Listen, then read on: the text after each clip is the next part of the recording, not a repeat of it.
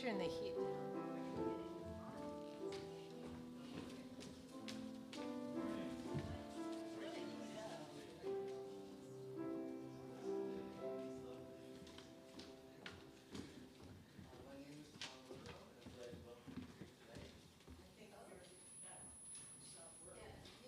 Oh. It's okay, go ahead. Go ahead.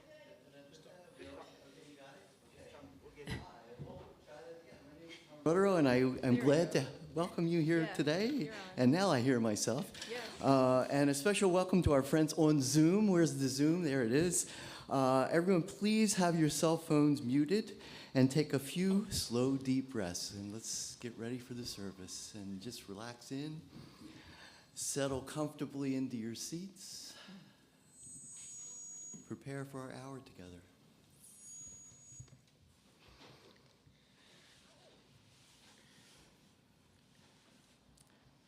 And we're going to start that hour with number 38 in the hymnal, Morning Has Broken, led by the choir.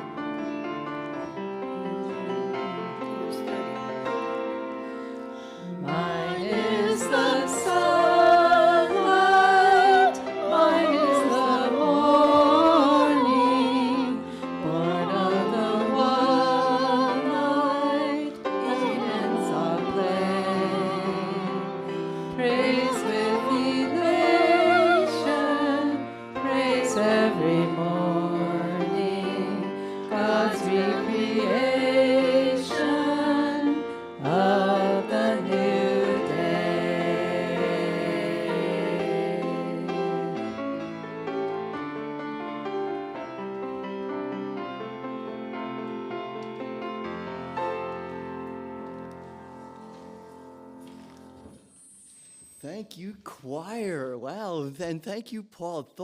Paul and his team, Jeff and Chris. The sound is amazing in here. I haven't heard this in a couple months, and it just sounds really good. It sounded like the mass choir, and it was so beautiful. It says right here, thank you, choir. That was beautiful. Welcome, everyone, to the Berkeley Fellowship of Unitarian Universalists. We are part of a free religious tradition that honors the loving heart, the open mind, and growing together within the beloved community. Our fellowship stands on land that is today called Berkeley, California, located in the stolen territory of the Ohlone people. We honor them today and always for their wisdom and resilience. One quick note, please do not record any part of this service. BFUU records it. And the sermons are posted on the website. And now Reverend Carrie will bring us our opening words. Thank you. There you go.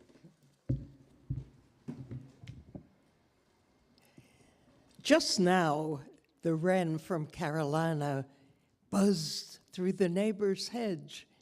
A line of grace notes I couldn't even write down, much less sing.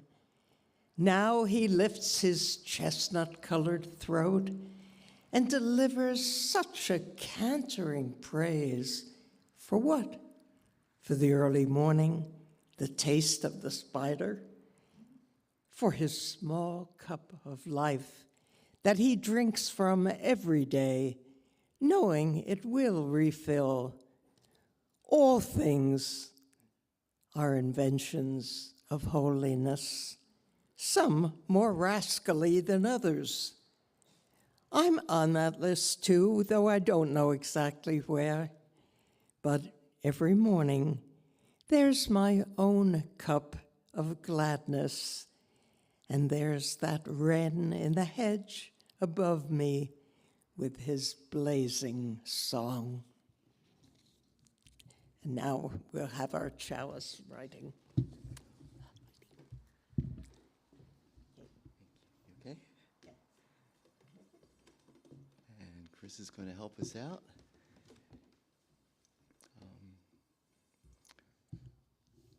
Please light your own chalice or candles at home, folks on Zoom, while we light this communal chalice for all of us, a symbol of our tradition and the spirit that lives within every one of us.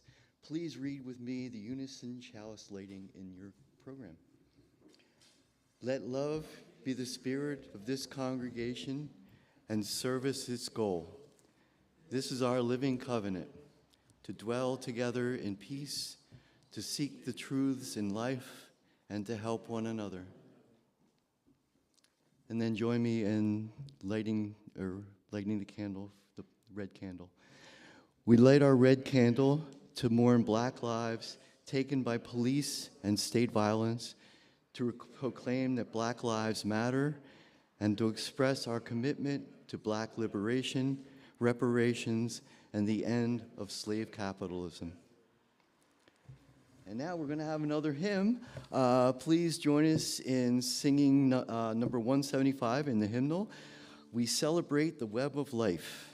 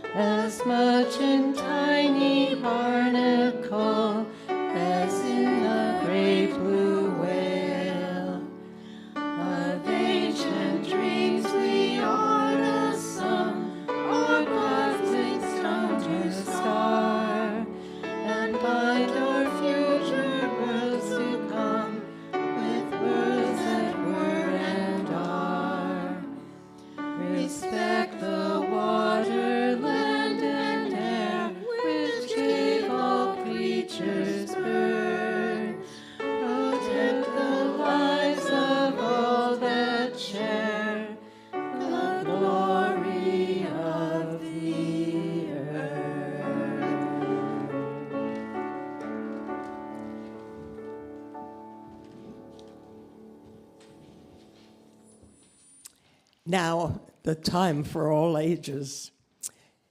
For years on end, the fool lived in the wild forest, serving the forest demon.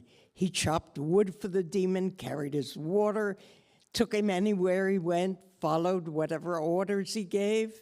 No sooner said than done, smiling and holding his peace. But one day it was summer, the kind of hot summer day, when there's nothing to do. The forest demon felt null and void. Wearily, in the bright daylight, he climbed into his ancient linden tree to rest. It was that time of day when sunny meadows and shadows crouch by trees that stand in the forest, with quiet birds and nests that are quieter still. On such a day, the fool would go off to his faraway, known only to him, place, behind low trees and dense leaves. There was a very old stone there covered in moss, and the fool would sit down with his back to the stone and his face where he'd come from, and for the rest of the day was lost in his own thoughts. With no one about, he'd beam and radiate by himself and joyously remain in his fine mood for a long, long while. At dusk, though, fool would get up, would turn to the stone, and then he'd say to it before he left, "I've sat near you all day long, stone. I believed in you all day. I thought, like all the other times, that today you would open up by sunset and pull the sun out of yourself and give it to the evening and make night impossible. I was hoping for it today, and more than once it seemed to me as though the power were coursing through you to open you at last. And inside myself I laughed out loud, but now I must double back and serve the demon again and keep waiting for you, stone, and I, the fool, have to leave."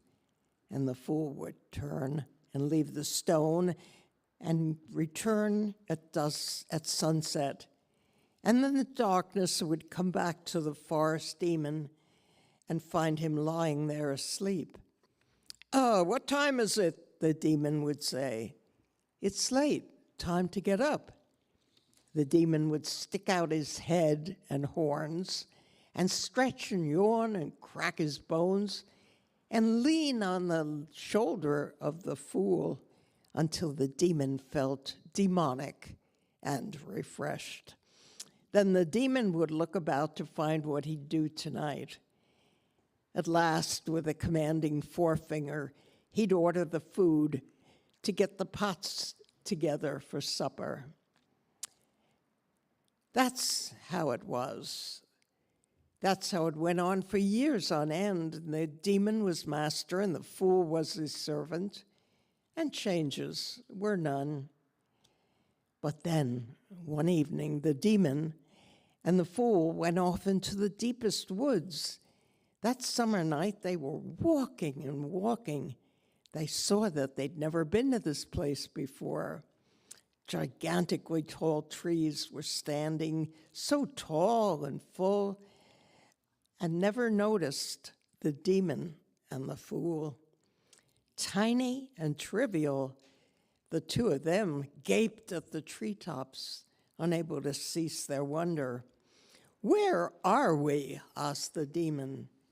"I don't know," the fool replied. "I don't recognize these woods." So the demon gave the fool an order to unpack their things and build a fire.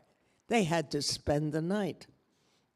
The fool obeyed, made the fire, cooked the evening meal, and while the fool tended the fire, the demon wandered about and away. But then he came over to the fool and said, "Fool, I'm leaving you alone to sit by the fire and keep it going. Keep yourself awake. Just let the smoke keep rising. I have to leave you now and get to know this place. It's not good for a demon who owns the woods to find a place he doesn't know." No sooner said than done. The fool sat alone by the fire, silent, and he laughed and laughed quietly and joyously, as was his way. He built up the fire and the smoke rose, and then dusk deepened and midnight came, and the demon had not come back yet. The fool started drowsing off to sleep with his head on his chest. And just as he was falling asleep, up above, at the very top of a tall, strong tree, a branch began to sway. A young woman, a forest creature, appeared at the treetop and stared down at the fool sleeping by the fire. She stared and she swayed, and then she finally shouted down, "Fool, why are you sleeping? I come from the stone. The stone is not alone. The stone has split open." She shouted and waited for the fool to wake up, but no use. She shouted down again, "Why are you sleeping? This is your final night to serve that demon. Go, they're waiting for you at the stone. They're watching out for you. I come from the stone. The stone's not alone. The stone has split open." Still the fool wouldn't wake up, so she took a huge dry nut and aimed it straight and true and hit the fool right on his sleepy head. "Get up!" And as the fool woke, the demon was back and was standing before him, staring at the top of the tree, surprised. "Who's there?" the demon shouted. "Me," came the answer back down. "Who's me?" "I'm the forest creature." "What do you want?" "I want to redeem the master from bondage." "Who do you mean?" asked the demon. "Him," and she pointed down at the fool. So the demon looked at him and found the fool with his head bowing down to the ground, quiet, good-natured, smiling, embarrassed as though guilty of something. The demon stared at him and then awoke him and harassed him in his shamefaced standing. "Who, fool?" "Yes," the fool replied, and raised his head and barely looked him in the eyes. "We are going our separate ways." And the demon held his tongue. So the fool gave the demon his evening meals. He stood alone like a servant, waiting for the demon to finish eating. Then they put everything away and left the place to go back home. Soon as they got there, the fool went over to the tree, and quietly he stood and faced him, standing under the tree. Then he knelt down with his face to the ground and lay before him. Then he stood up before the demon and his property and went over and looked in his eyes and said tersely to the demon, "The fool is grateful to you." "For what?" "For all these long and many years, for my being here, and waiting for nothing, no speech, no words." He turned around and turned away from the demon and from serving the demon, and left his place and left his tree forever. And now we'll have our responsive reading. So, well,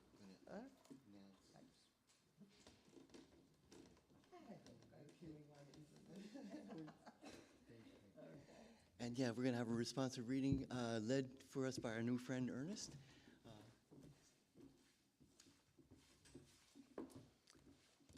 It's number 503 in your hymnals.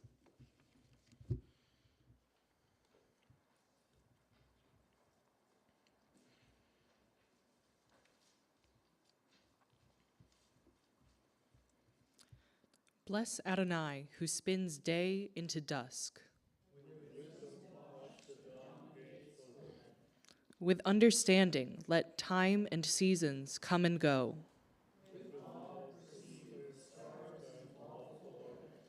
Morning dawns, evening darkens. Yet each distinguished and unique. Seek wisdom and truth, the gateways to life's mysteries.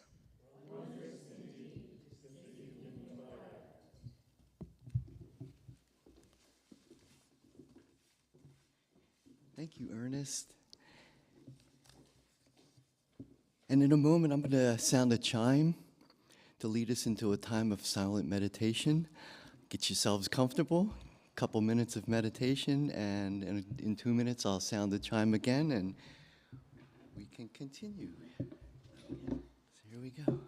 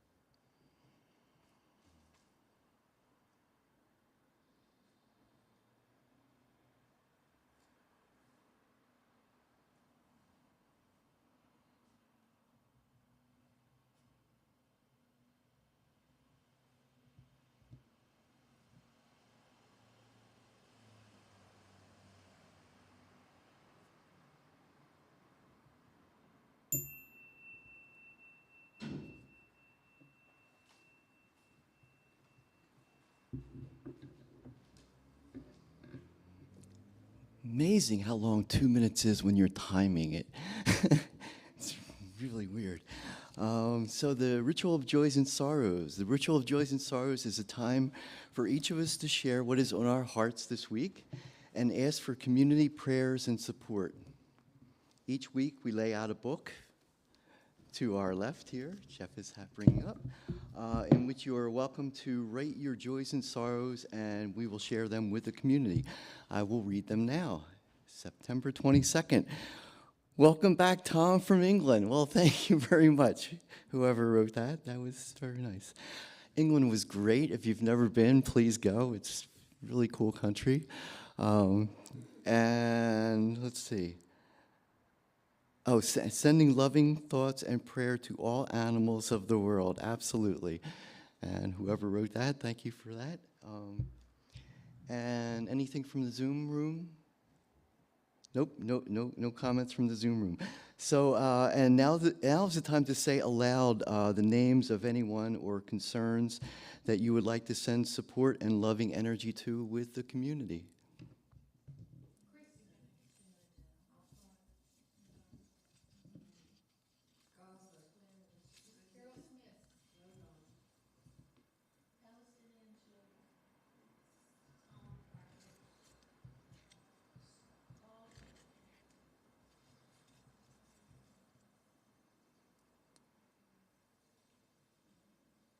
Thank you.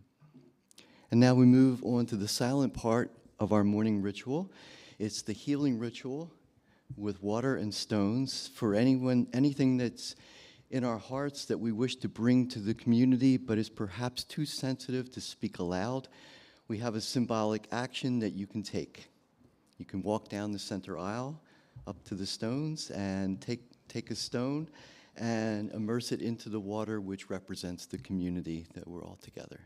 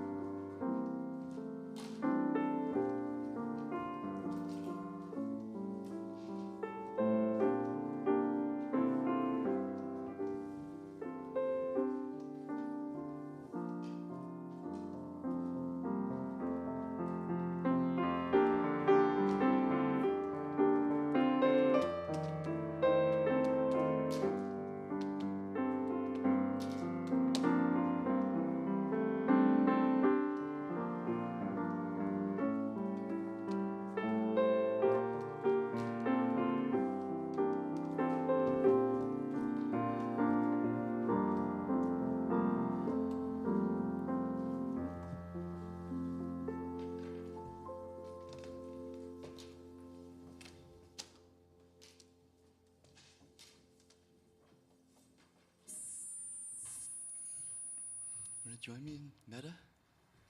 Cool. Metta meditation, join us. May I be safe,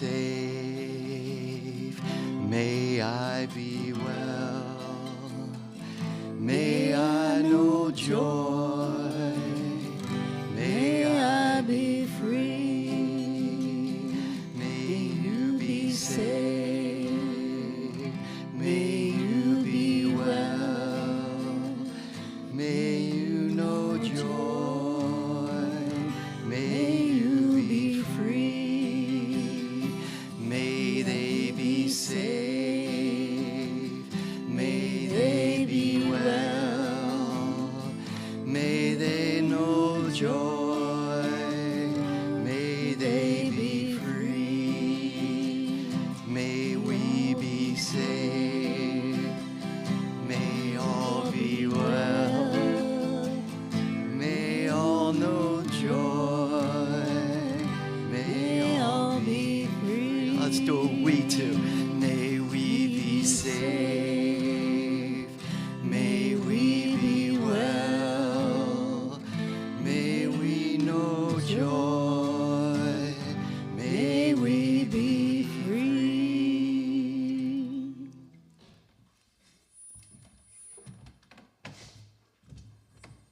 I think we have another song coming up. Yes, there's another hymn, The Lone Wild Bird, number 15 in your hymnal. Sing along with our amazing mass choir.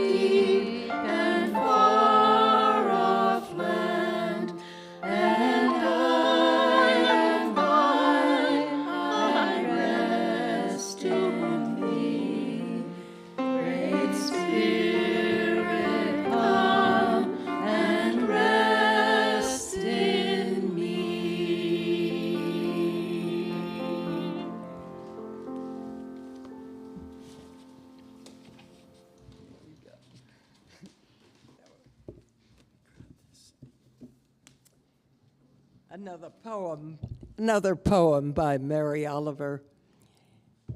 This morning at waterside, a sparrow flew to a water rock and landed by error on the back of an elder duck. Lightly, it fluttered off, amused. The duck, too, was not provoked, but you might say was laughing. This afternoon, a gull sailing over our house was casually scratching the stomach of white feathers with one pink foot as it flew. Oh, Lord, how shining and festive is your gift to us if we only look and see. And with that, we'll turn to sharing responsibility.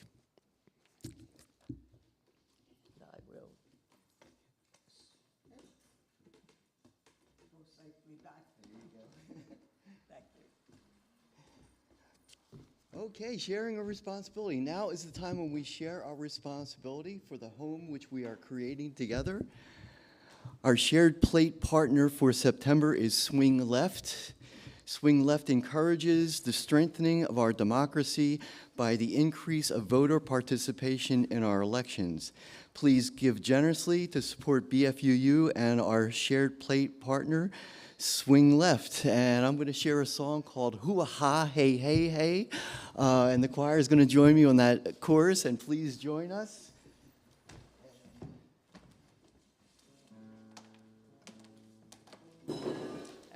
That's the last. Just to let you know, in the last verse, there's a word that you might not be familiar with. It's wasichu. Anybody know wasichu? It's from a Native American language. I forget which language, but it means the taker of the fat. And that's what we are called.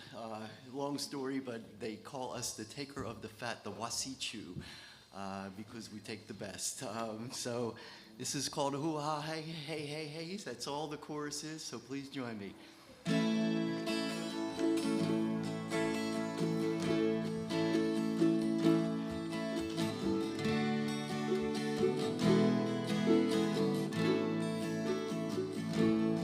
Hoo-ha, hey, hey, hey.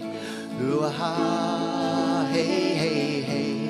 Hoo-ha, hey, hey, hey. Hoo-ha, hey, hey, hey.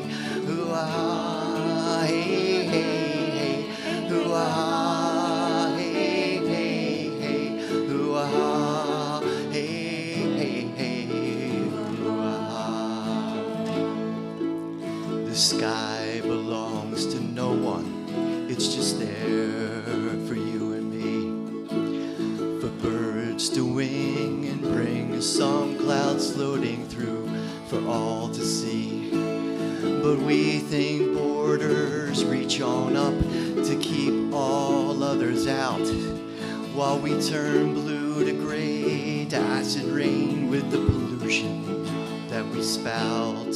Hoo-ha, hey, hey, hey. Hoo-ha, hey, hey, hey.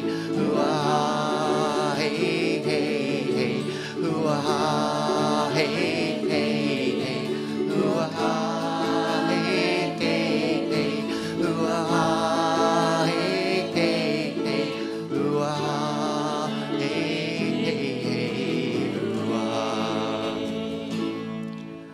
The majestic seas are home for whales roaming free for countless years, singing tales of all that they have seen. But now these tales have far more tears as we drag the life from ocean floors with indiscriminate regard and dump our garbage miles from the shore. But we'll soon find it's our backyard. Hoo-ah, hey, hey, hey. Hoo-ah, hey, hey, hey. Hoo-ah, hey, hey, hey.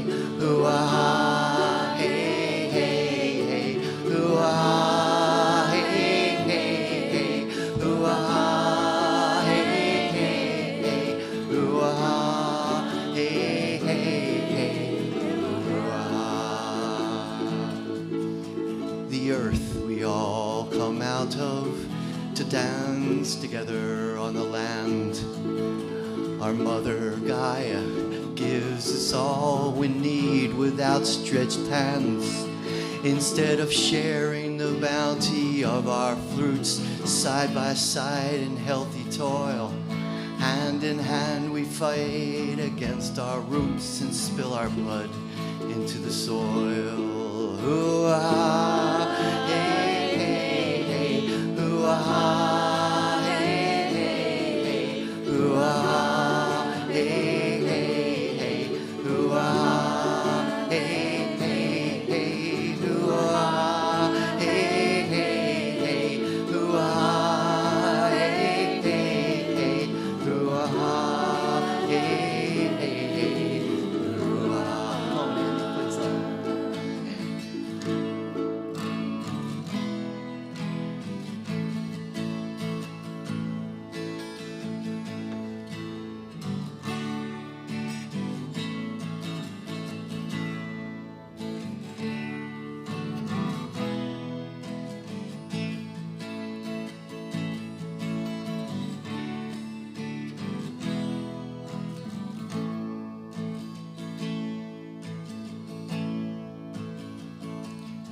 Why can't we see?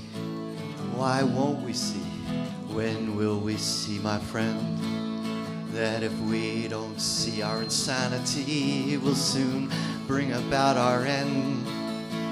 The earth, the sea, the sky are trying to tell us today just what native people, as they died, tried to tell us yesterday. The Wasichu, the taker of the fat, you have become so scared to share with others, afraid you may not have some. The truth you hide, dissatisfied with all that you achieve. But joy comes only from inside, and love from oneness, we believe. Ooh-ah, hey, hey, hey, ooh-ah, hey, hey, hey, ooh-ah, hey, hey, hey, ooh-ah, hey, hey, hey, ooh-ah, hey, hey, hey, ooh-ah, hey, hey, hey, ooh-ah, hey, hey, hey, ooh-ah, ooh-ah.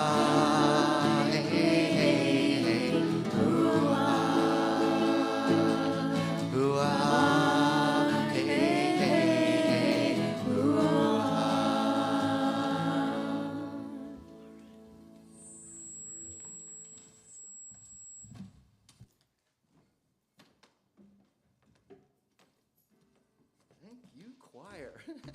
That was beautiful. Where am I? Ah, the dedication. Here we go. Good. Thank you. Join me dedicating these offerings to the work of this fellowship, which is creating beloved community within and beyond these walls. We dedicate ourselves, and these are offerings. Thank you. And oh, okay. Is this you? Oh no, this is a song. No, I thought you just did a song. Oh, I think we have a song coming, but Oh. Yes, go ahead with the song. yeah, three little birds. Oh, okay. Bob Marley, we got to do Bob Marley. Go ahead.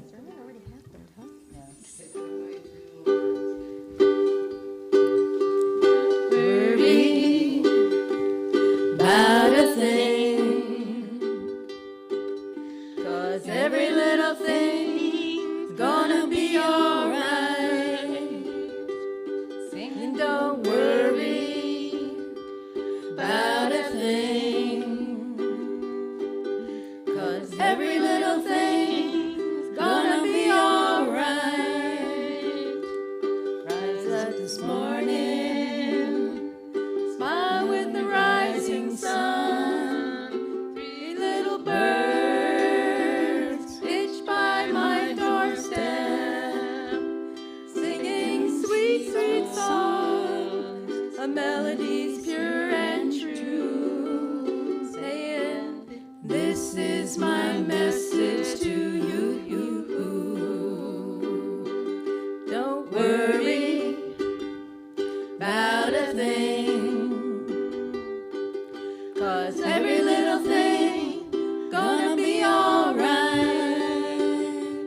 Singing, don't worry about a thing, 'cause every little thing gonna be alright. Rise up this morning, smile with the rising sun. Three little birds pitched by my doorstep, singing sweet, sweet songs, a melody's pure and true, saying, this is my message to you.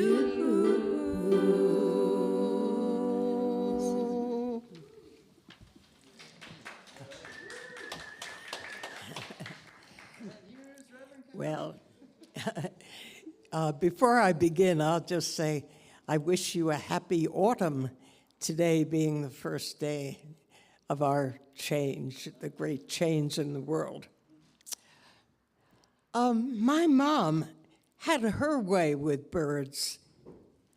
When I was 4 years old, we were living in the top of a tall apartment house in New York. One spring morning, Mom brushed my brown hair, then cleared the brush with her comb and took hold of that puff of hair, opened the window, and she dropped my hair into the air. Without a moment's delay, a small brown bird swooped down, seized the puff of hair in its mouth, and flew off into the far distance where it was building its nest. And so I became woven into the life of birds. Birds have been part of our life on the planet since they evolved from dinosaurs. Some dinosaurs had developed feathers and took off flying. Well, for decades, the only known fossil link between birds and dinosaurs was the Archaeopteryx. It was a hybrid creature with feathered wings, but with the teeth and long, bony tail of a dinosaur. These animals appeared to have acquired their bird-like features, feathers, wings, flight, in just 10 million years, a mere flash in evolutionary time. Today, more than 50 billion birds live across our planet, with over 11,000 known species. Some have a long lifespan, maybe 40, maybe 80 years, like the white cockatoo and the green-winged macaw. Other birds, like the American goldfinch and the common blackbird, live only about 2 years. For far too long, we humans have joked about bird brains, assuming that these creatures, so much smaller than ourselves, have little brains that have to lack the intelligence we boast of. How can birds be so smart with a brain at best the size of a walnut? And for instance, the hummingbird, it's about the size of a small seed. In fact, the bird packs more cells into smaller space. The brains of birds have far more neurons in their little brains than do mammals or even primates of similar brain size. And what we've learned about the behavior of birds tells us of their high intelligence, their awareness of what they do, their ability to learn and to remember. We know now that birds are the great communicators of the animal world. They talk while they're courting, while they're fighting, when they're foraging for food. They talk as they travel, and they talk as they stave off predators, and while they're raising their young chicks. One of the pleasures of life is to hear the birds that start their song at dawn. The American robins, mockingbirds, warblers, sparrows, cardinals, finches. Birds have a voice box called the syrinx, which is buried deep in the bird's chest cavity. Sound comes forth when the membranes of the syrinx vibrate and shift the airflow through the tissue. Some birds have such fine control over the muscles in both sides of their syrinx that they can produce different sounds at the same time. In other words, the birds sing a duet by themselves. They learn their songs and calls the way we humans learn to speak. picking up experiences from their parents and surrounding species, imitating and practicing.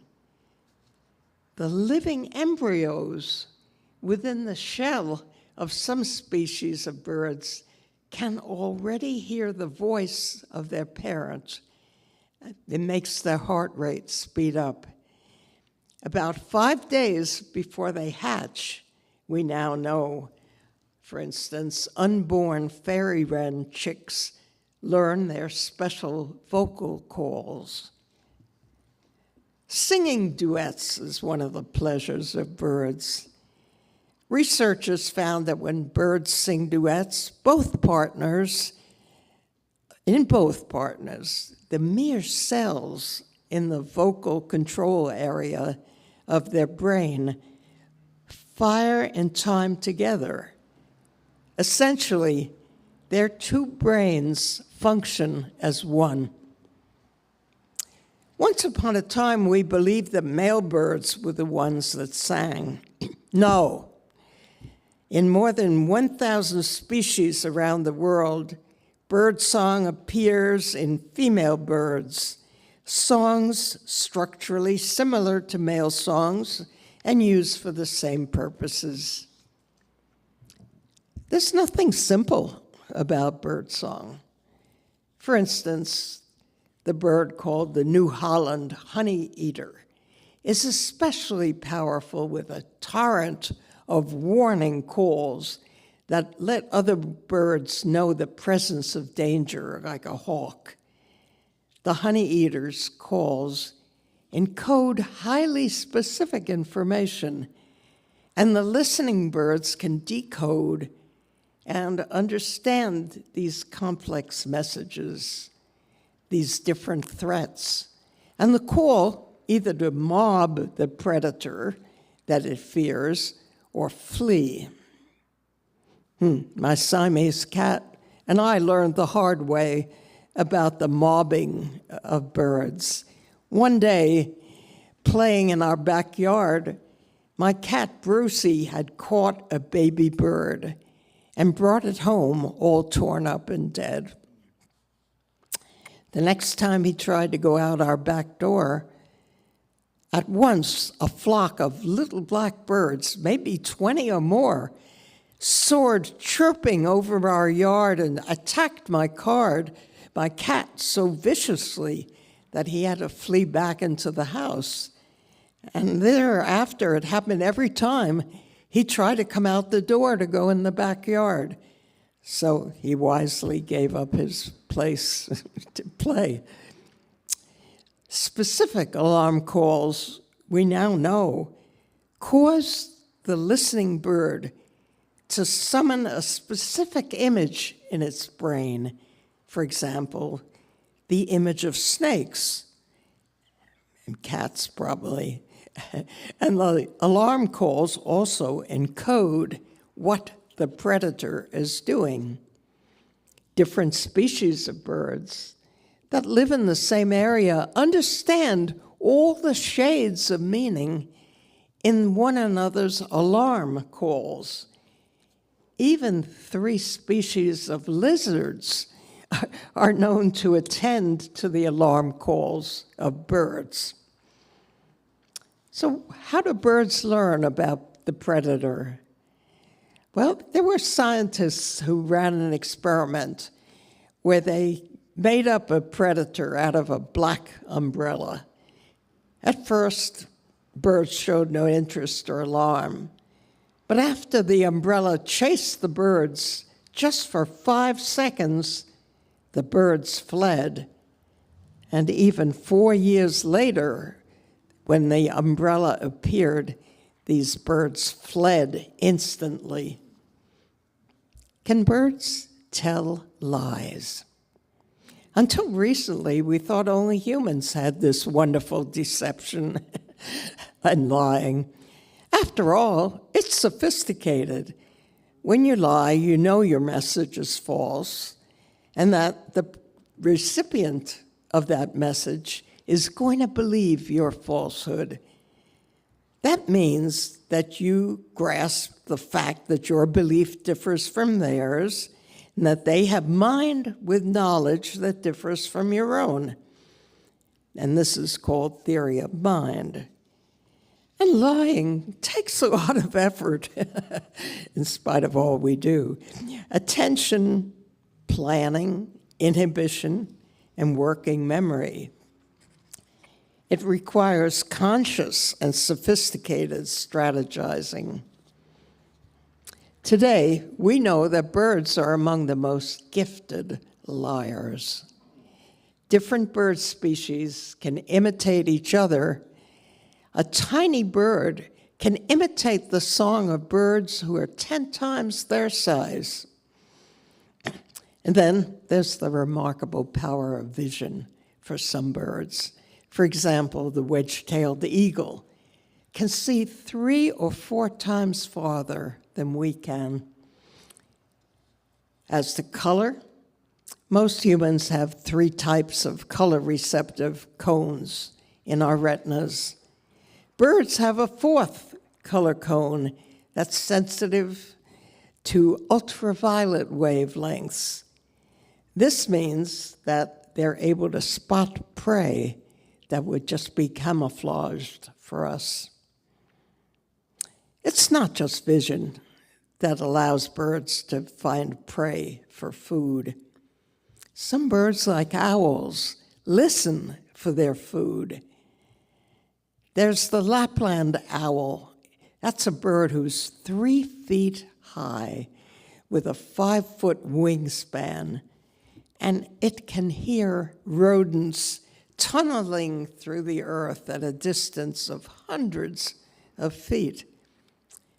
The feathers around the eyes of the owl direct sound into their ear opening, and the ears are asymmetrical. The left ears open higher up than the right ear, and that allows the owl to pinpoint the direction of a sound while it sits on its perch, and it can locate a prey in total darkness with an error of less than 1 degree.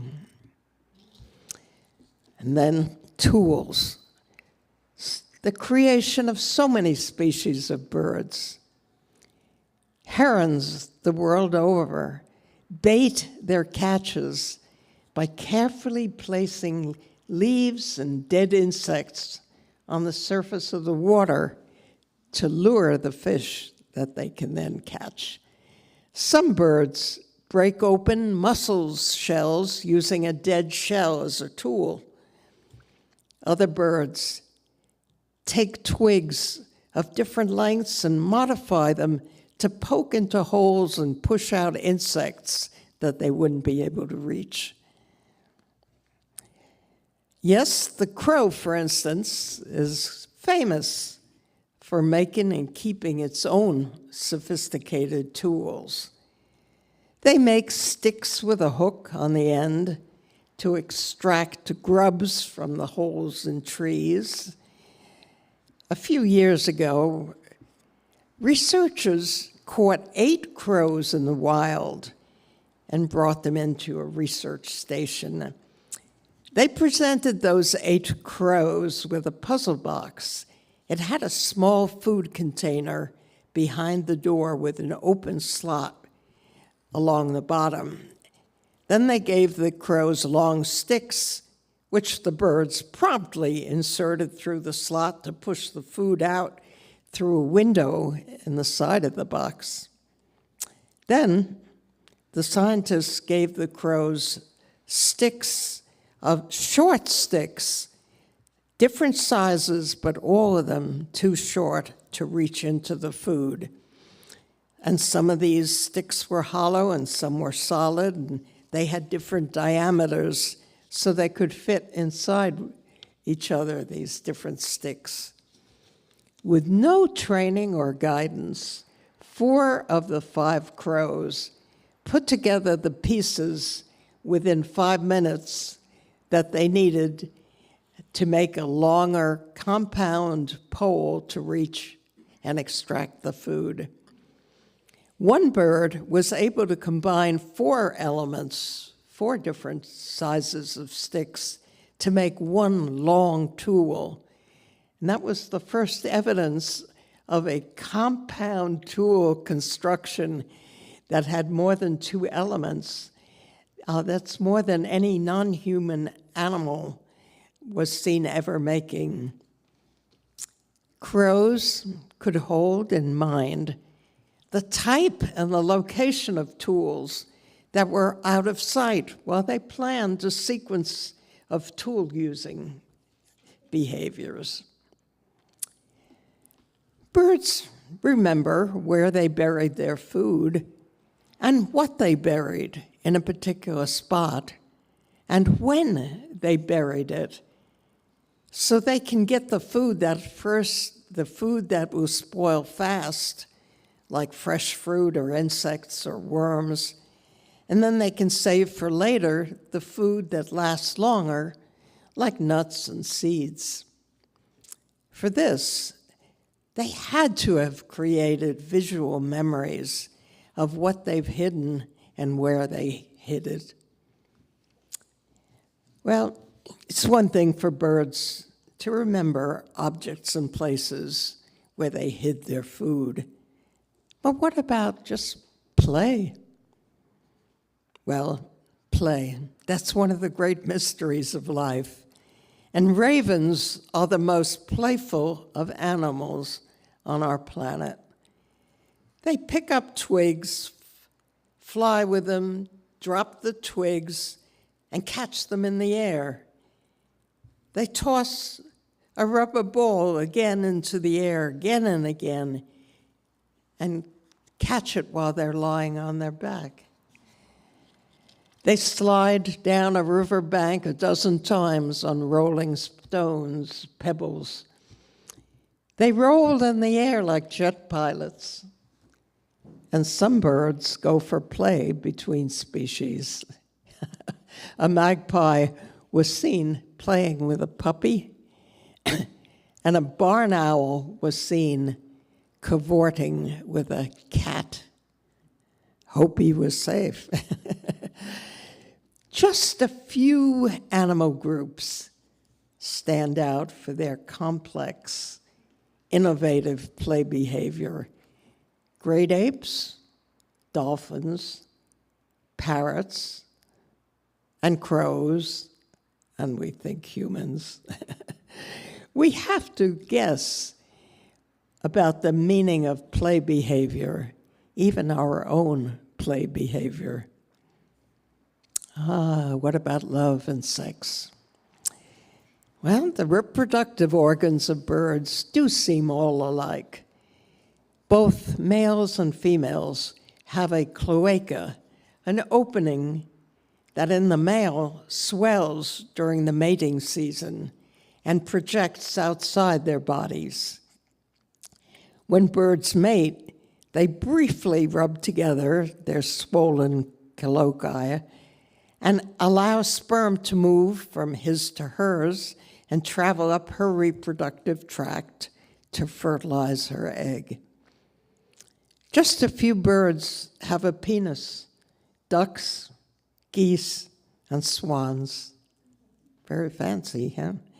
And the same-sex mating shows up in about 130 species of birds. So, same-sex mating, they love who they love. A few birds will woo their mate with song alone, and then there are the avian artists. For example, a palm cockatoo starts his courtship by making a tool. With his bill, he shears off a big stick from a tree, strips leaves, and trims it down to about pencil size.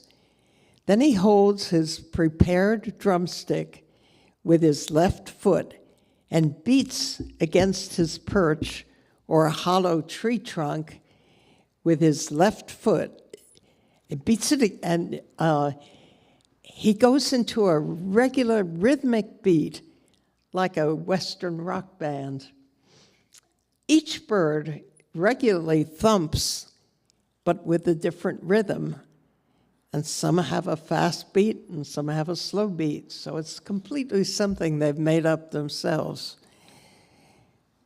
Another example of wooing, both the male and female blue-capped cordon blues, who are African songbirds, perform rapid foot movements while they bob and sing.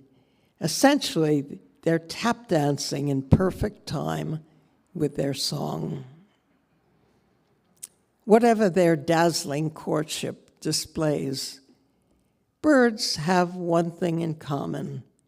They must have sophisticated brain power. Are birds loyal to their mates? The answer, not by a long shot. Monogamy in the bird is largely a myth. Nests of paired birds frequently have chicks with fathers other than the male that provided for and defended them. It seems females do much of the active polyamorous soliciting. For today, I'll leave aside the stories of birds nesting and the caring for eggs and the emergent chicks. These actions, too, take intelligence, memory, their understanding of past, present, and future outcomes, and the learning they receive as chicks from their parents.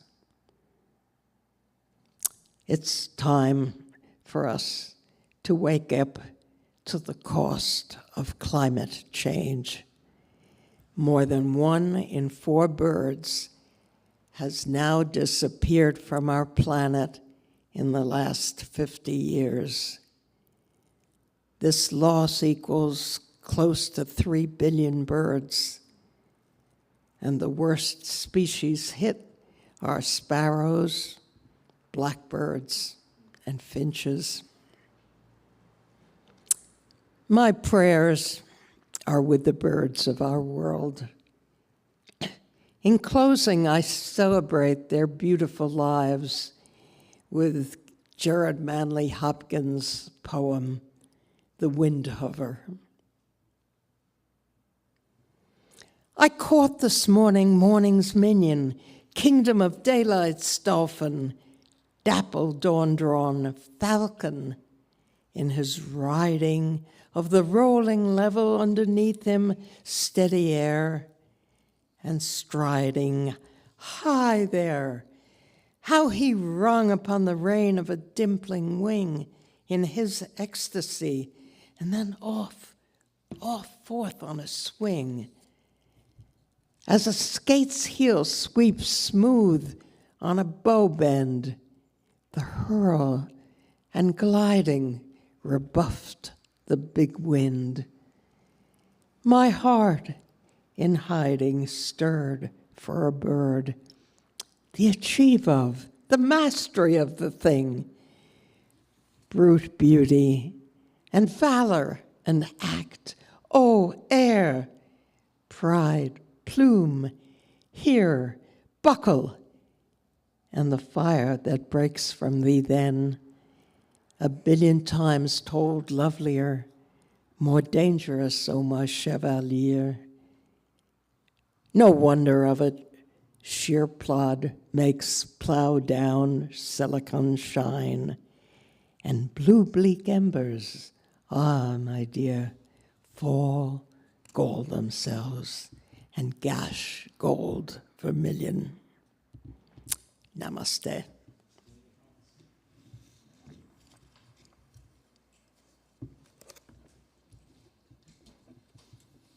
Thank you.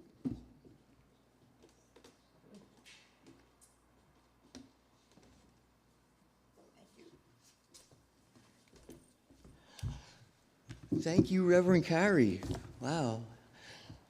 I'm gonna have to start looking stuff up on YouTube, I guess. Birds now. I'm a dolphin whale guy, but I gotta look into birds now. Let's see.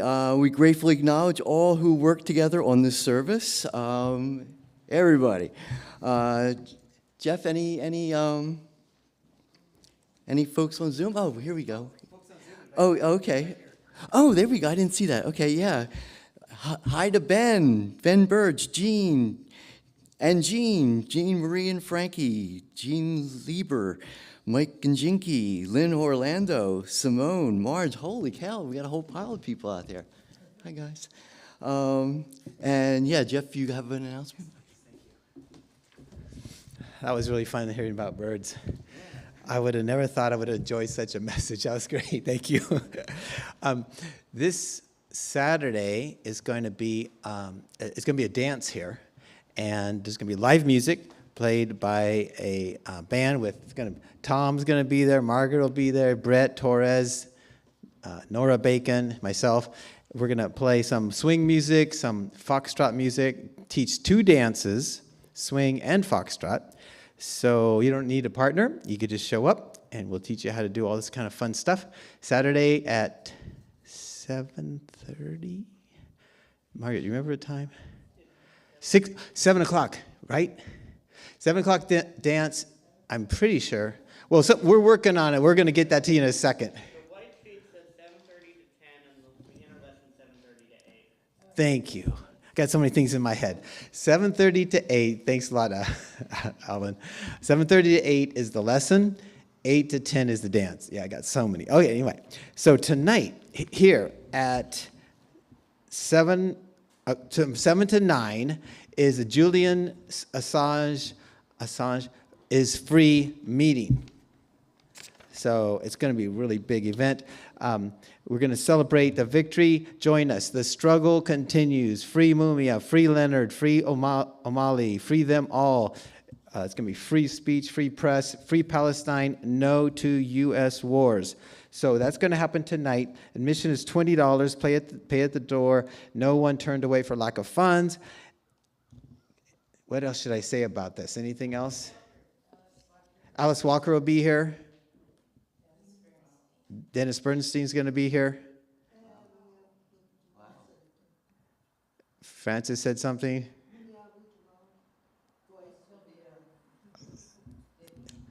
So it's going to be so some people will be on video.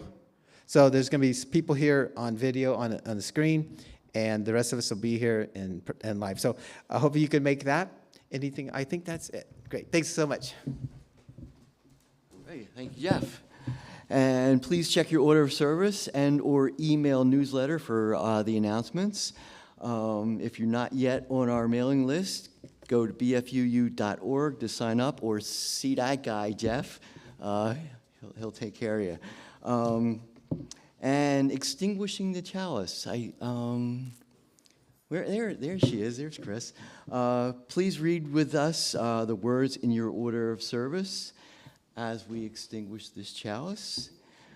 We extinguish the flame of this chalice, but not the warmth of love, the light of truth, or the energy of service. These we carry in our hearts until we meet again. Thanks, Chris. And now for our final song, we form a circle around the hall and sing together hymn number 155, Circle Round for Freedom.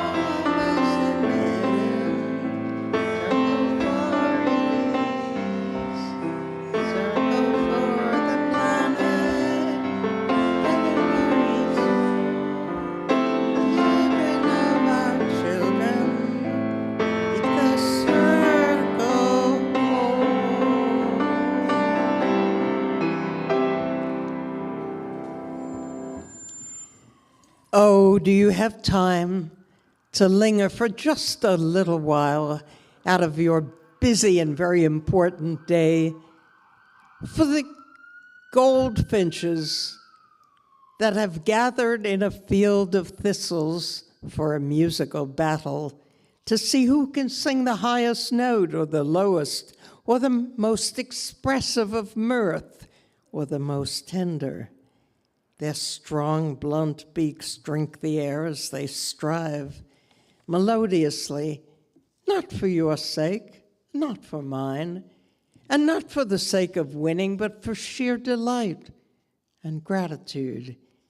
Believe us, they say, it's a serious thing just to be alive on this fresh morning in this broken world.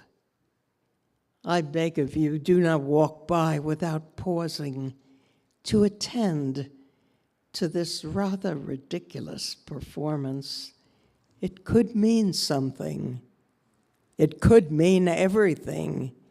It could be what Rilke meant when he wrote, "You must change your life." May it be so. Namaste.